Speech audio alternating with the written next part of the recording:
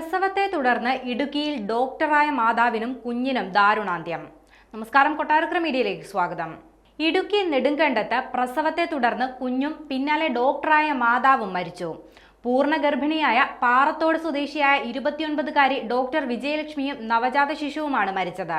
കഴിഞ്ഞ ദിവസമാണ് വിജയലക്ഷ്മിയെ പ്രസവത്തിനായി നെടുങ്കണ്ടം താലൂക്ക് ആശുപത്രിയിൽ പ്രവേശിപ്പിച്ചത്. സ്വാഭാവിക പ്രസവം നടക്കാത്തതിനെ തുടർന്ന് ഇന്നലെ ഉച്ച കഴിഞ്ഞ് ഓപ്പറേഷൻ നടത്തി കുട്ടിയെ പുറത്തെടുക്കുകയായിരുന്നു. എന്നാൽ അപ്പോഴേക്കും കുട്ടി മരിച്ചിരുന്നു. പിന്നാലെ ഇന്നലെ രാത്രി 9 മണിയോടെ വിജയലക്ഷ്മിക്ക് ശാരീരികാസ്വാസ്ഥ്യം അനുഭവപ്പെട്ടു. തുടർന്ന് വിജയലക്ഷ്മിയെ തേനി മെഡിക്കൽ കോളേജിലേക്ക് മാറ്റുകയായിരുന്നു. യാത്രാമധ്യേ യുവതിയുടെ ആരോഗ്യനില അതീവ ഗുരുതരാവസ്ഥയിലാവുകയും പിന്നാലെ മരണം സംഭവിക്കുകയുമായിരുന്നു. വിജയലക്ഷ്മിക്ക് പ്രസവത്തിന് പിന്നാലെ ഉണ്ടായ ആന്തരിക രക്തസ്രാവം ആരോഗ്യസ്ഥിതി മോശമാക്കിയെന്നും ഇത് മരണത്തിലേക്ക് നയിച്ചെന്നുമാണ് ആരോഗ്യവകുപ്പ് അധികൃതർ നൽകുന്ന വിശദീകരണം. ഡോക്ടറായ ബീരകിഷോറാണ് വിജയലക്ഷ്മിയുടെ ഭർത്താവ്. ഉടുമ്പൻചോല ആശുപത്രിയിൽ ഡോക്ടറായി ജോലി ചെയ്യുന്നതിനിടെ പഠനത്തിനായി ലീവ് എടുക്കുകയും തുടർന്ന് പാറത്തോട്ടിൽ സ്വകാര്യ പ്രാക്ടീസ് നടത്തി വരികയുമായിരുന്നു ഡോക്ടർ വിജയലക്ഷ്മി. അതിനിടയിലാണിപ്പോൾ പ്രസവത്തിനിടെ ദാരുണമായ സംഭവം നടന്നത്.